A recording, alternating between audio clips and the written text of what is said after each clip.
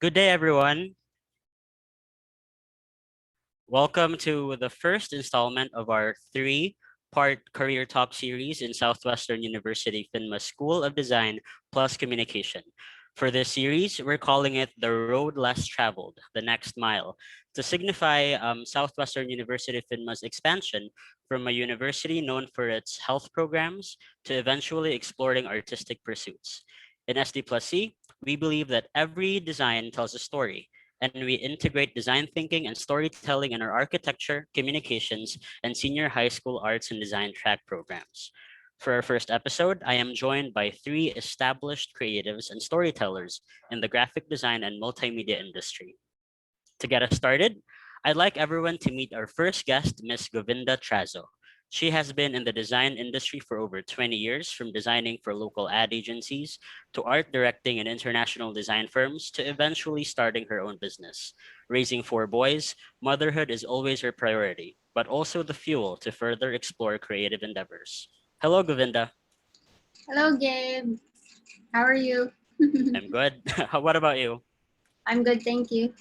So, I've been in the design industry for over 20 years now.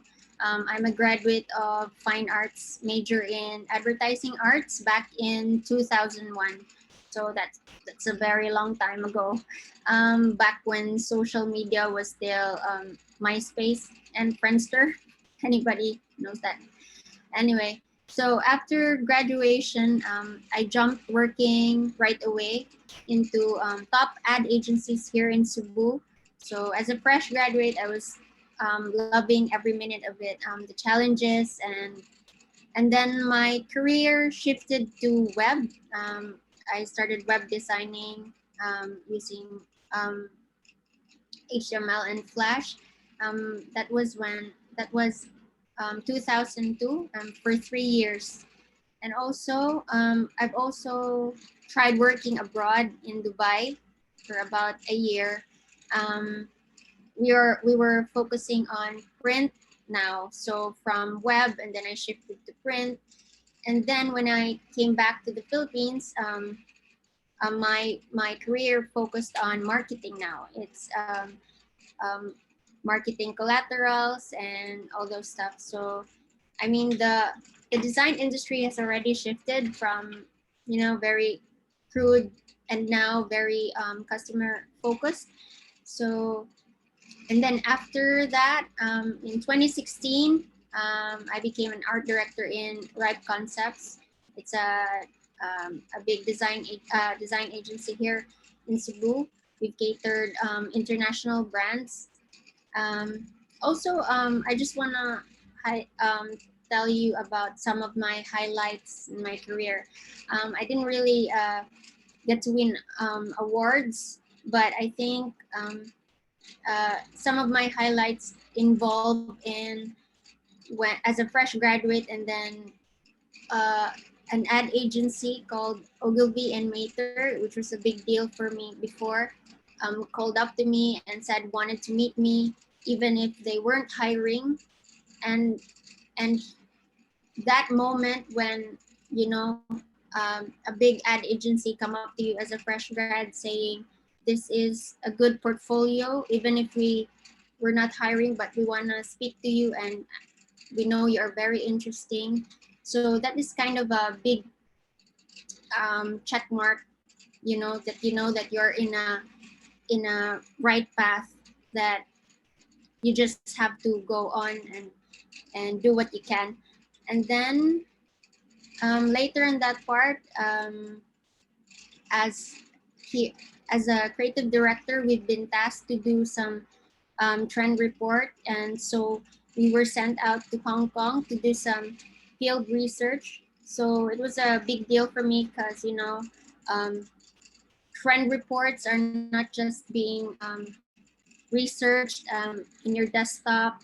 It was fun when you had to go to another place and really immerse yourself in the culture of the Hong Kong design scene. So it was good.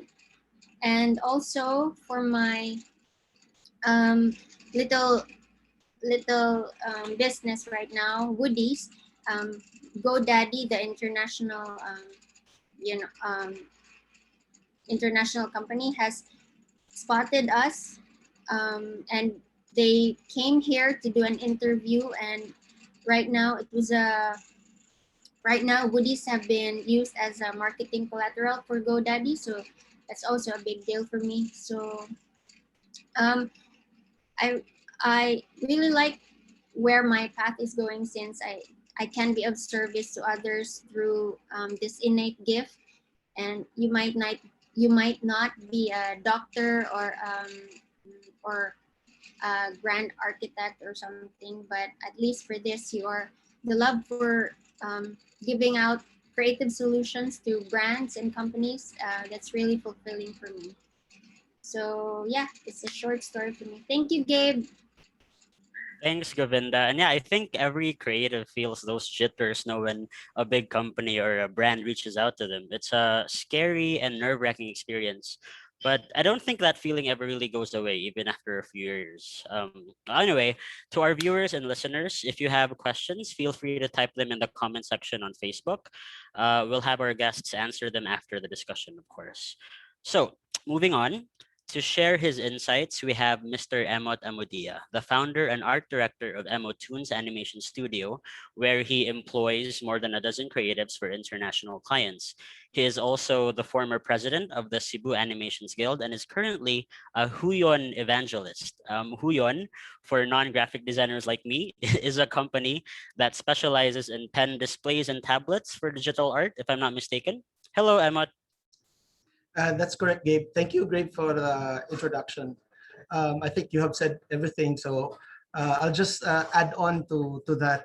I'm Emot. I'm from Lapu-Lapu. I'm a 2D animator.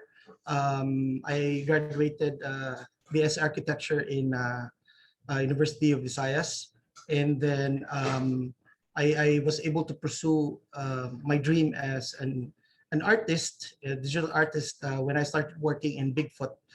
That's way back 2003.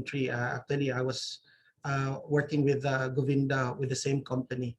And then after 2006, there were a Korean company here looking for animators. And during that time, there's no such thing as animators in Cebu yet. So what they did is they're looking for uh, illustrators, and we were trained for 6 months.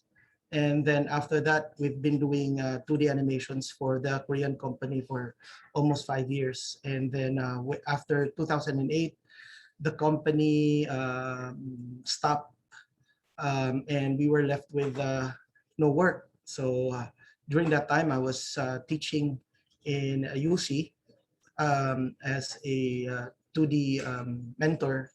And then after 2010, when my students graduated, they asked me if they can do OGT, because during that time I was doing freelancing, and freelancing on that time, way back 2010, it's still very new. So that's where I started my own studio called Emottoons, because my students are the one asking me if they can do OGT on my freelance work. So I said, okay, come over to our house. If you can see, this is part of this is beside our house. This is where we started. Used to be our dining table before, and then we converted it to a studio. So from there, way back 2010, we started really from scratch. And even to the point that I started my studio without a single peso capital. I just borrowed a computer from my sister who works for a bank, because a computer that time is quite expensive. So I just used that after work, because I still have a day job during that time, and work freelance at night. So until such time, 2014, I decided to register our studio and focus on the studio. So in 2014, Emottoons Studio became a government registered studio here in Cebu. And then I'll be showing you some of our works and our demo reel in our studio.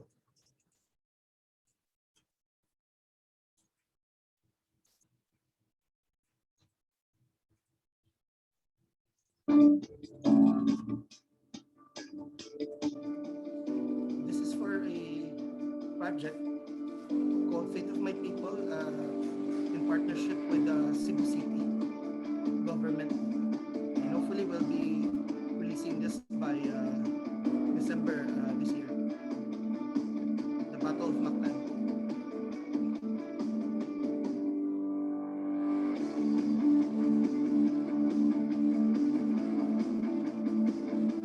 This is another project we had for a US client. It's for a series. It's a trailer actually. Snoop Dogg was part of the main character for this project.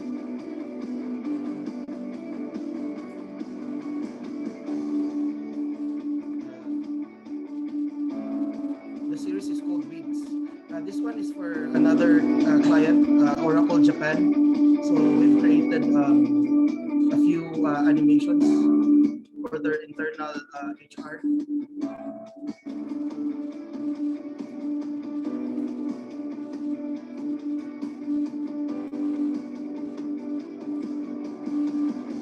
And this is actually our very first animation project. Still Oracle, but Oracle Singapore. We've created marketing videos for them last year.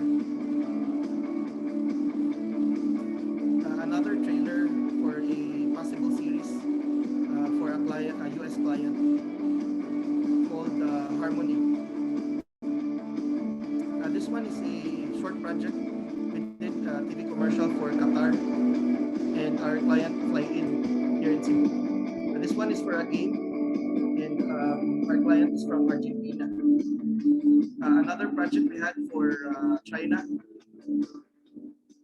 It's a book. This one is for an Indian client. We've created hundreds of backgrounds for them. Concept designs for some of our projects here.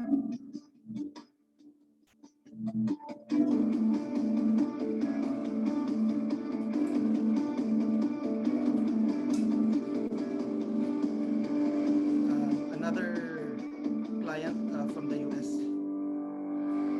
It's just a short cartoon.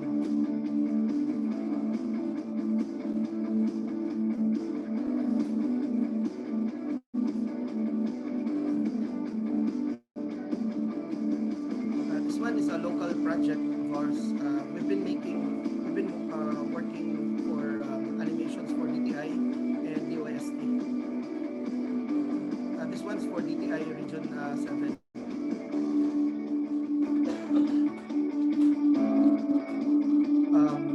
A YouTuber called Storybook Song. We've been working for them for 5 years already, making short songs for kids.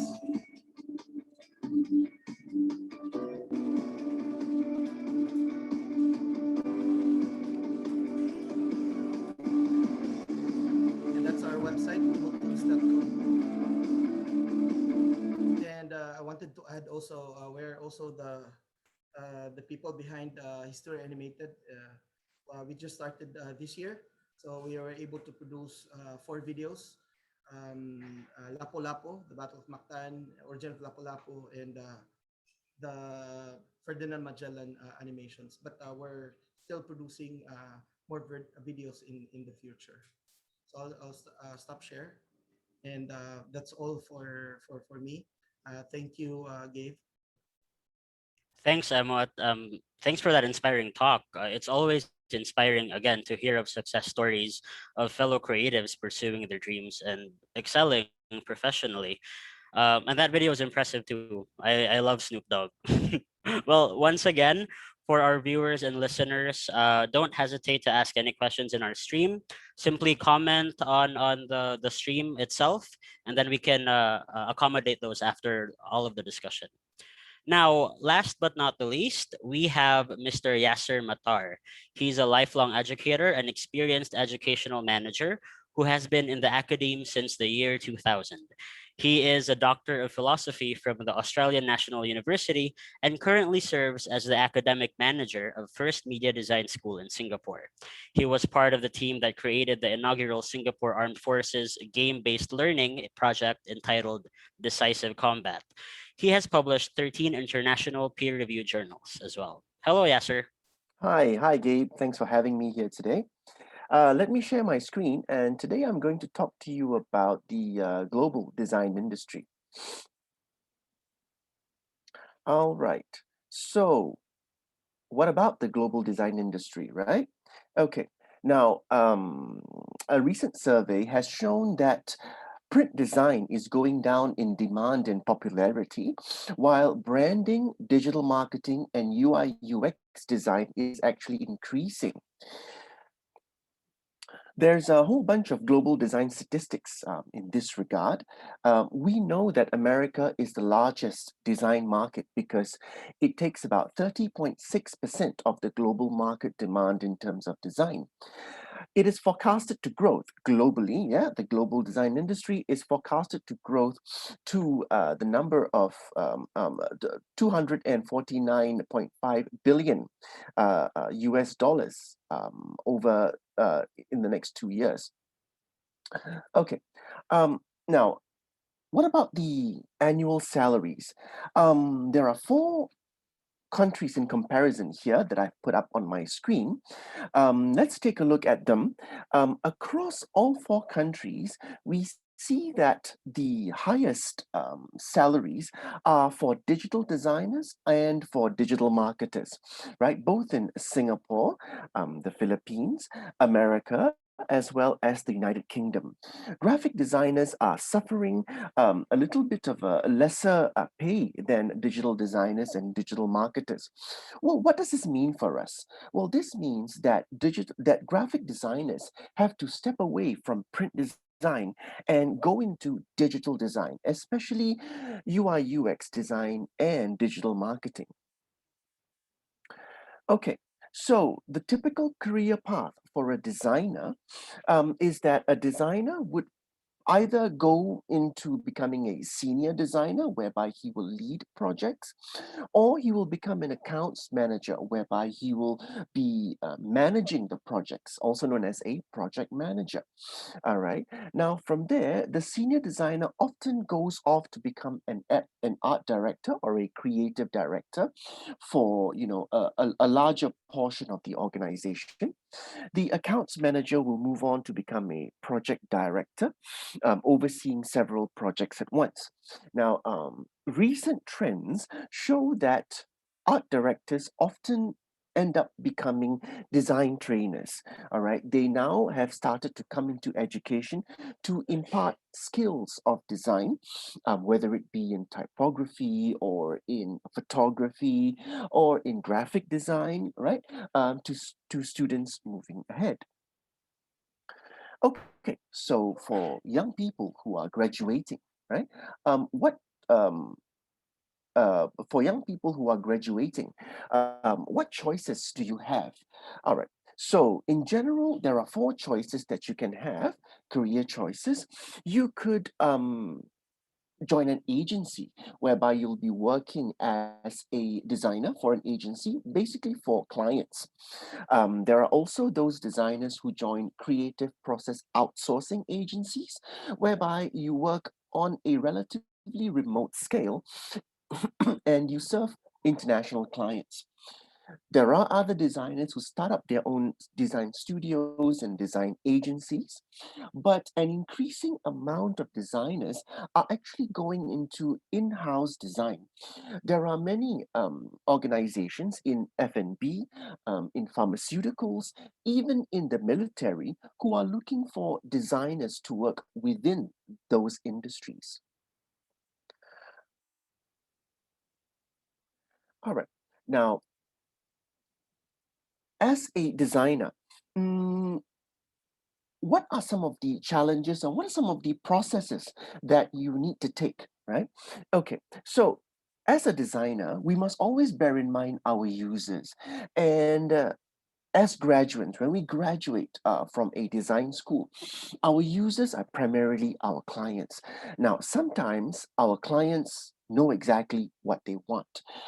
In this case, they'll tell you exactly what they want, and they're going to commission something that they want from you.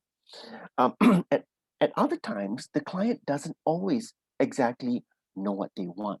Now, what do we do in this regard?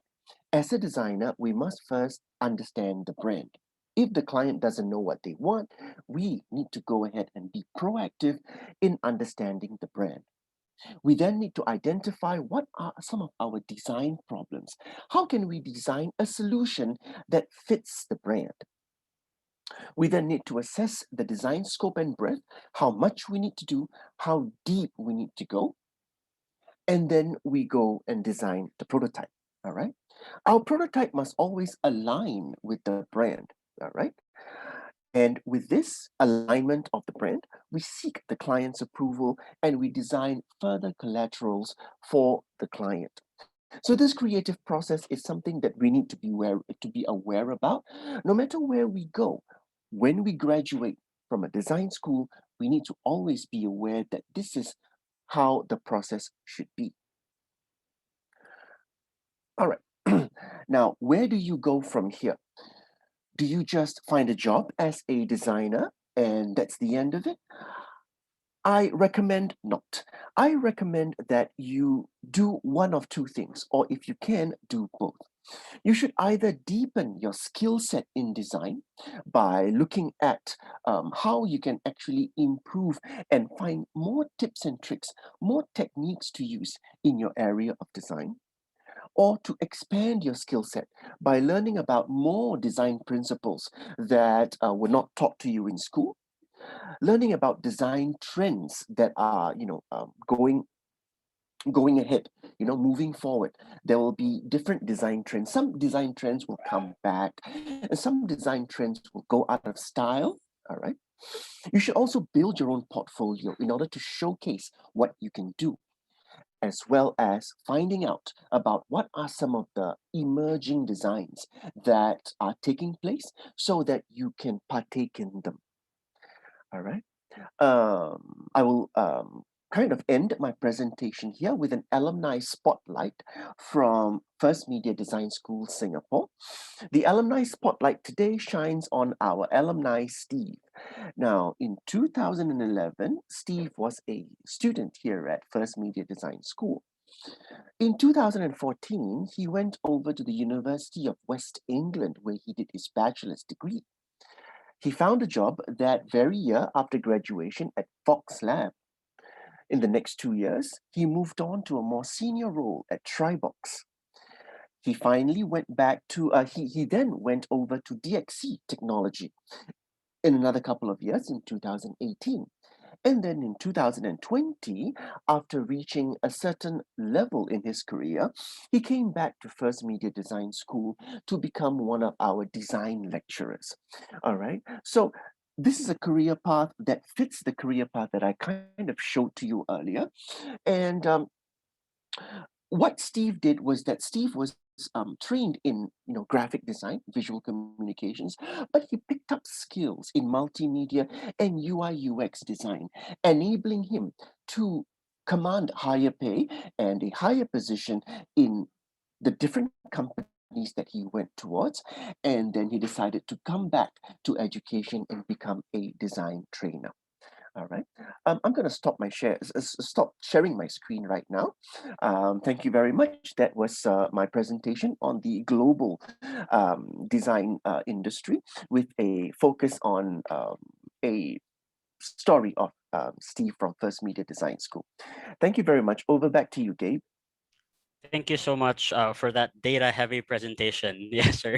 It's always insightful to, of course, know where the graphic design and multimedia industry is headed, especially in an extremely interconnected world, as evidenced by your case study earlier. So again, thank you. And thank you once again also to our previous speakers, Govinda and Emot. Very insightful learnings today. Now we're at the point where we can freely discuss all of the things we learned, right? I think. Now I have a question for each one actually. This is more of a personal question. Were there any barriers that kept you from becoming your true creative self? Maybe Govinda could answer first. Barrier. Not. I couldn't think of any because I think we've always been flowing to where our path is leading us to. For example, maybe when I started in Bigfoot, I have no idea about web designing, right? But it didn't really occur to me that it's a barrier or something. So when I applied, I said I have no idea what web designing is, but I'm willing to learn, and I have this ultra love for learning, and you have that in me. So no worries, sir. You have to hire me. It's something like that. So I think no, I couldn't say. Maybe Emot could share some of his barriers. Sure. On my end, um, before we reach uh, a certain part of our studio, we've been struggling since the very beginning. So I think sometimes those challenges.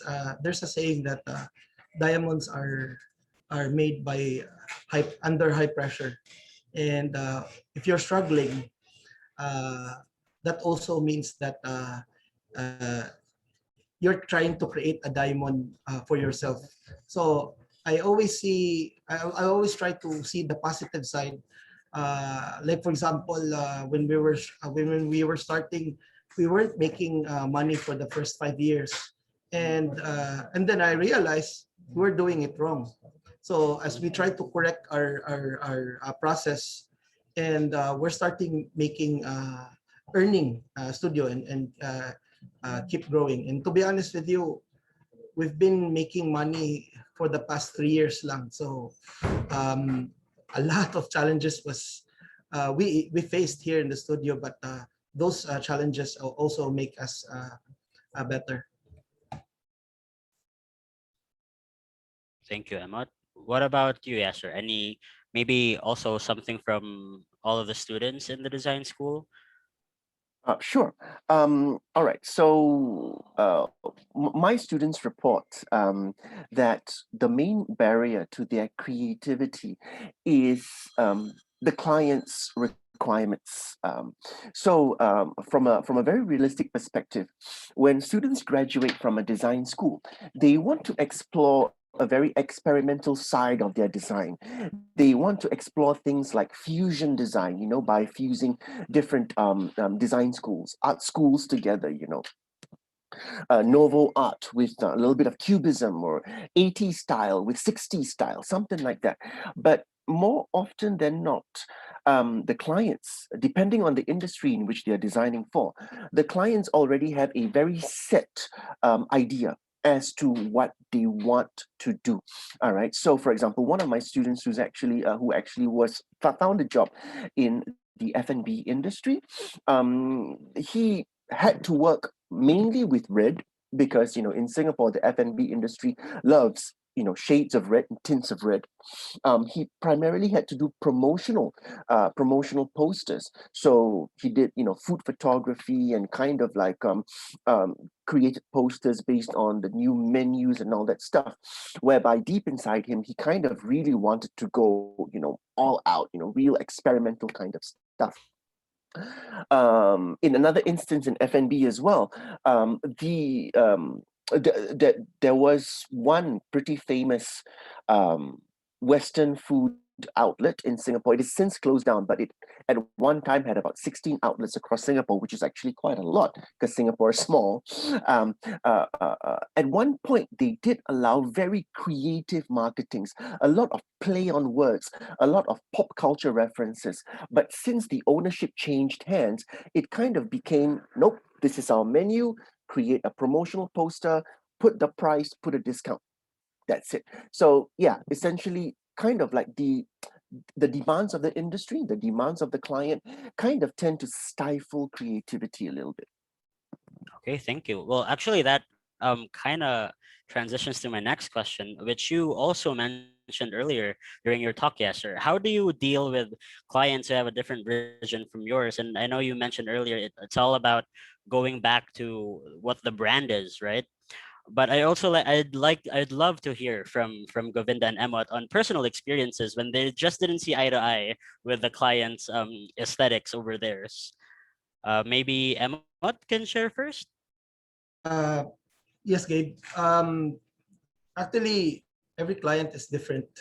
So I think part of the success of our studio is how we take care of our client, and I have to give credit to my wife on that because I'm handling more on the production side, and my wife resigned at her job way back 2004 and Mm, make this into a business. She's really more on the admin side, PR. customer support side. So um, maybe just an insight how we've done it in the studio is that sometimes dealing with different clients or troubled clients, uh, we try to cater what they need and then just give them what they want.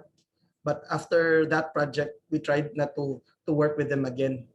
But the point there is we still give them the better service because at the end of the day, you don't have to burn bridges because in business, connections is very important. Okay, thank you, Emot. What about you, Govinda? Okay. The secret there really is when you are starting, like for example, a fresh graduate or you're still new to the workplace, you still have this personal attachment to an artwork or a project. So you kind of feel like giving it, a personal touch of yours. But the reality really is, it's not about you. The designer should know that it's about your clients or to them. So in case they have a different direction of what they're going to, and then you feel like, no, it should be this way. The secret there is to meet them halfway. So you present them, this is what you wanted, but hey, take a look at this. I have this better option. Maybe you could take a look. Maybe this is better. And then if she says, yeah, I think that's a great part, or we could mix it together. And so now you've solved your client's problem, and at the same time, you've also met, you've helped them reach their proper way of doing what you think is good. Because since you are the professional, right? They come to you because you're the designer. You have to take part in saying that you know what you're doing, but not really hitting their ego. So yeah, it's kind of like that. So it's a continuous more a push pull, no? It's Mm, really just finding the golden mean of what you want as a creative and what the clients want. or Okay. yes.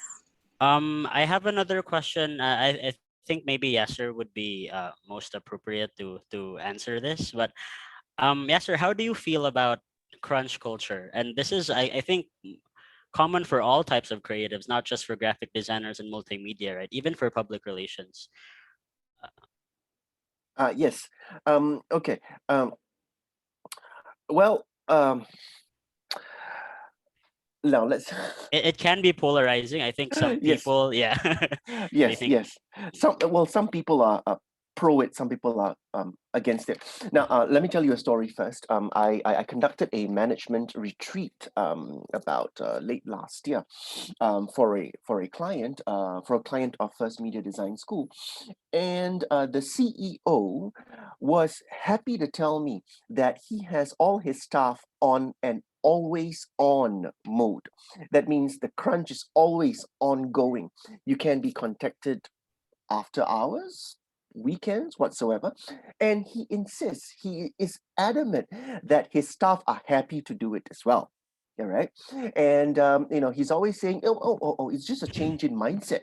You just need to be ready to answer any call anytime because, your dedication to the company. Now, he was of the belief that everyone was happy to do this. And when I spoke to the rest of the staff, no, they weren't happy to do that, right? They weren't happy that there was no delineation between work and time, work-life balance. So in terms of a crunch culture, for me, I think that the crunch culture should not be there. Personally, I feel that there shouldn't be a crunch culture, because if your company has too many crunches, too many projects which are squeezed towards the back, what that means is that your project manager, your accounts manager, hasn't calculated the work breakdown structure very well. It means that the resource allocation hasn't been done very well. In project management, we've got these floats, these leads, and these lag times that we can calculate in order to create buffers, so that the one task doesn't bleed into another, right? And the deadline, the final deadline, doesn't get pushed too far back, doesn't get pushed back at all, right? So I think that crunch culture should not be something that people should be proud of. Rather, it's a bit of a uh, they should rather improve on their project management skills, so that crunch culture could be minimized as little as possible. Okay. Thank you, Yasser. What about Govinda and Emot? Your own experiences with crunch culture. Um, okay, I think that crunch culture is inevitable. I think due to our technology, before, when you are when you have received an email, it's not expected that you would reply right away, right? But now, if you haven't replied just one day, you would be like, I'm gonna follow up. What's it gonna have you responded to me? So I think now that the technology is faster, I think, and also the skills have been expanded among designers. So I think the more you have, the faster you get. I mean, projects get into you also. So I think it's not good for sure, because in the long run um, you'd be overworked. But it's a more of time management, and as what Yasser said, it's more of a the skill set of a project manager's idea. Maybe we could help that out. But personally, for the designer, I think she should be able to um, manage her own time wisely and not overwork herself out. So yeah. That's true, and I especially agree with the change of landscape, especially in the pandemic, where Hmm. the personal and work life lines are so blurred. Right? Yeah. For sure. Probably there only one na karon. Yeah. What about you, Emma? What are your insights on My this? thoughts on that is I have to agree to both of them. So it's still the same story. For us, as since we started from zero up, one of the things that the main reason why we won't be able to reach our target or the deadlines because of mismanagement. So right now, that is something we've learned in a very hard way.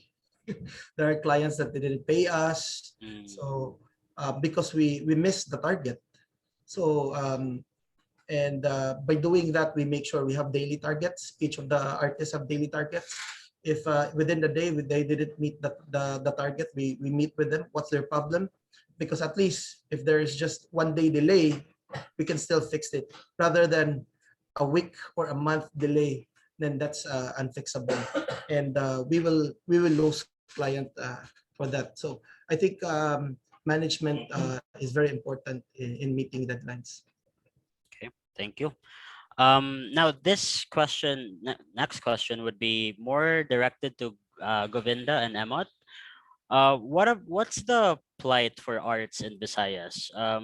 If I were a senior high school graduate who is thinking of pursuing arts or graphic arts, is it a lucrative move for me to do in Visayas at the least? Emma, you want to start first? Yeah, I'll do that. Actually, in the animation industry, I can only speak for the 2D side. Um, Animation is quite a booming industry. In fact, in Manila, there are they have problems with talent. One of the problems actually is that most of the artists are now going into freelancing rather than working for studios. In fact, um, Toon City has been talking to Cebu Chamber, and currently for last year and this year, I'm part of the CBM 2021 working committee. So there are plans of companies from Manila to invest here in Cebu. But I was asked, what's the problem? The problem really is there's no doubt there's a lot of talented artists here. It's just that the standard they're looking for are not something. Um, it's more of like a high standard skill that they're looking for, because some of the companies who wants to invest here is Toon City, and their projects are Disney, Warner Brothers. And to be honest with you, I was able to work for a subcon projects for Synergy 88, the makers of from the animation, was that Barangay Basketball, and but it's for a different project. In fact, we were working for a storyboard project at that time. The project is just too high, skill sets is too high, that our work didn't even pass. So they told me that if you want to keep working with our project, we need to train your people. If you can go to Manila, I said, and I have to cover all the expenses. I said, that's not possible. I don't have the funds to do that. So in reality, that's always been the problem. That's why CAG is doing, in partnering with DTI, we're doing the Animate Saturday to link the bridge from the for the industry and education. CAG wanted to create a sharing community. So every once a month, we invite artists from animators from the industry, and we're not even looking just in Cebu. We're looking at Manila as well, so that they can also transfer the technology here in their process as well. And here in our studio, we've been doing some trainings as well. We were just so happy that Sir Hardy Gamboa is doing masterclass for us, because we want to compete with the market. And if you want to compete with the market, you have to also learn the standard of the industry. Uh, but in terms of demands, actually there's quite a lot. Um, I think I hope I answered your question. That's what we want to hear. There is a demand. Okay. What about you, Miss Govinda? Yes, for sure there is. When I'm working at Ripe Concepts, the demands would shoot from, there's a kind of a ramp up where they would hire even students just so they could fill in the gaps of the client. So, and afterwards, after those guys that have been inside that ramp up, they would pinpoint which guys that would go full time for Ripe Concepts. So it's really, there is a demand for a lot of young designers out there, but we don't want to scare fresh graduates or young designers out there that, okay, what are my skills? I mean, these big companies work with big brands, so they shouldn't be scared if their skill set are just at a minimum, or even college, is what Emot was saying, like an average skill set, because um, the company would really shoulder the your learnings, and whatever project that's been dumped to you, that's going to be taken care of the rest of your senior designers or whoever. So they should just go and apply or whatever. If they go with freelance, then that's a better choice also. So yeah. Okay. Thank you, Govinda. My next question, second to the last, actually. I would love to know some data on this. If you could provide also, Yasser. Probably not just the Philippines, but neighboring Southeast Asian countries as well. Do you do the majority of undergraduate design and multimedia courses hit the competencies that are needed to compete globally? Yes, they do. And in fact, in some areas, we surpass Oh, wow. the requirements overseas. Now, for example, what are we talking about here? For example, cultural sensitivity. All right. But in terms of cultural sensitivity, a lot of the Western designers, they know only one culture, which is theirs. Now, the rest of us in Southeast Asia, that is to say, those of us who have been colonized before, we know at least two cultures, right? Our own traditional culture, as well as the culture of our colonial masters in the past. And therefore, we were able to actually create design works that could cater to both markets, as well as kind of like to a more fusion market. And why I'm saying this is because, for example, around the neighboring regions, we get in Malaysia, we get the ethnic Chinese people in Malaysia creating designs that are either very ethnically Chinese for their own community, or they create designs, especially for their festive seasons, that are kind of fusion between their ethnic culture as well as the majority culture of Malaysia, which is the Malays. And furthermore, they've got this new styles of emerging modern Chinese designs, designs which kind of, you know, it's distinctively Chinese, but it's not traditional in the sense that it is more, there is more movement in the design. It is less pattern based. It is a lot of it is actually based on a contrast and emphasis.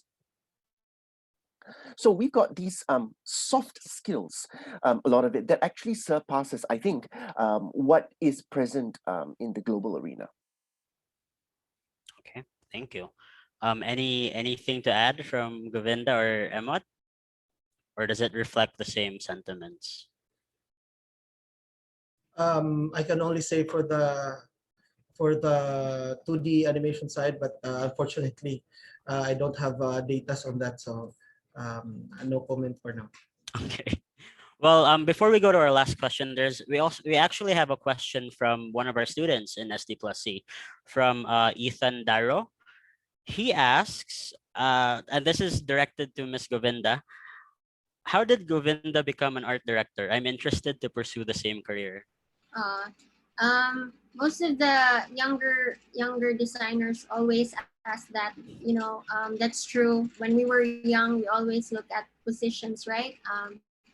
I used to teach in University of San Carlos before, and then one of my students, when he graduated, he applied to me, so it was a good feeling. But then weeks after, he talked to me, how can I, same question, how can I reach to that position you have now, miss? And so I told him, this is what I'm going to tell you, that let the position shouldn't be your goal. I know that we always look forward to, a nice position and a nice job, but it shouldn't be your goal. Just make sure that every day you decide to become the best designer that you can be. Like, all of your projects should be the best artwork that you made, that you are proud of, that okay, I'm gonna put this in my portfolio. The next project, this can go to my portfolio. The next project, and the next, and the next. And then sooner or later, um, even sooner than how old am I now when I get to become an art director, right? Some art directors are younger than me, some are older. So it doesn't really matter. Some art directors wouldn't even be a good art director, right? They're just good at being designers. So make sure you choose your path, and reaching there, you just have to go with the flow, however you want to go, and you're gonna reach there. I hope I answered your question. I think it has. Yeah. Thank you. Thank you, Govinda. Okay, down to our last question. This is for all three of you. If you could impart some words of wisdom to yourself when you just started your path in the industry, what would it be? Maybe Emot could start? Yeah, actually, when I started, I was very inspired by a quote from a movie in Kung Fu Panda. It's called "Yesterday is history, tomorrow is a mystery, but today it's a gift." That's why it's called present. The reason I wanted to relate it to myself is that when I was in college, I wasn't really uh, doing the right thing. uh, but I'm not proud of that. It's just that when I graduated, my father told me, Emot, what are you gonna do with your life? With that kind of grades, what are you gonna do? So it actually hit me. And in fact, when I applied in Bigfoot, actually my father told me, don't apply in Bigfoot because that's a very big company. And he told me no one goes up without starting from low. And he said, no, I have a friend in MIPSA. Uh, I'm immediately hired because it's a friend of him. So, but still, I pursued uh, my passion. I said I wanted to become an illustrator. I wanted to be an artist. So I applied in Bigfoot. Govinda knows about this. The screening process of Bigfoot is it's very hard. I think I have done 3 exams, and we were down to 3 people. And then after the 3 of us, I wasn't hired. But a week after, they called me again because they were looking for an inker, and I was into architecture, and most of my artworks are inking, pen and ink. So that's why I get hired. So when I was hired, my father, I didn't told my father na I was applying in Bigfoot. He was so upset because I didn't go to that job that he referred me. And because I know I was already hired in Bigfoot. So when I was working, when the first day came to Bigfoot, I was very upset because I have no work. I didn't study well. Now I'm going outside, going home very late na. But he didn't know I was working in Bigfoot. After that, when Bigfoot gave me an ID, I think 2 weeks after, I went home, when I went to work, uh, ni-bless ko sa kong father, and he was surprised that I was working at Bigfoot. And I think every time I talk to my students, is I always told them, nobody can tell you what you cannot do except yourself. Not even your parents, not even your teachers, not even your girlfriend or whatever. So the only time you fail is when you stop. So that's actually my story. A lot of words of wisdom from there. Wow, I'm feeling shivers actually. Thank you, Emot. What about you, Govinda? It's a nice story, Emot. I didn't know that it was like that. Yeah, I think all the fathers or parents before would really want us to start like them, start really at the bottom. I just want to continue with what Emot was saying. So my father also wanted me to apply. When you apply before, you have newspapers, you cut out and then you write them and then you drop your application letter. That's so old school. So so he wanted me to apply in that what was that, like canned goods graphic artist, whatever. And then I was like, no, I'm not gonna go there. He said, no, you can't go top, you have to start bottom. And then I said, what if I can climb the stairs already, papa, or something? I know that I can reach it. So same as Emot, it's not that you don't listen to your parents, right? It's not like we're telling you the wrong signals now. It's just that better deep down, yourself better than anyone. So if you know that you can do it, then do it. Also, if I have to tell my younger self the path that I started, I just wanted to tell her that yes, continue with what you're doing. It will take a while, or you may get, get married along the way and get pregnant with four boys, but you're still gonna be creative in any way. So go ahead. Or Yeah. just leap, right? Like leap into the void and hope for the best. Yeah. Thank you, Govinda. What about you, Yasser? The advice that I would give to the younger me is to recognize the importance of personal branding and recognize it fast. Okay, because sometimes it's too late. When we're young, we think, the world is our oyster and we can do whatever we want and we can eat whatever we want and we can still come back from it. As we grow older, we realize that the personal brand is something that we carry along with us our entire lives. Oftentimes, we need to do a brand refresh sometimes when we realize that we're getting a little bit too old school. We need to refresh ourselves. Sometimes, if the industry in which we are in is getting a little bit obsolete, we need to move out. We need to do a rebrand. So I would tell my younger self, understand, recognize the importance of personal branding, recognize it fast, and work on your brand as soon as possible. Okay, thank you. Again, really insightful and inspiring talk today, and it's just our first episode. Once again, thank you so much, Yasser, Govinda, and Emot for a really productive 1 hour actually, just in time. Well, all right. That concludes our first episode of our Career Talk series. Another episode is set on May 14, where we invite communication designers to talk about strategic communication in the modern world. Tune in for that, and we'll see you then. For any inquiries about SD plus C, email us at sdc1@su.finma.edu.ph. Again, thank you so much, everyone. Have a great day ahead. Goodbye.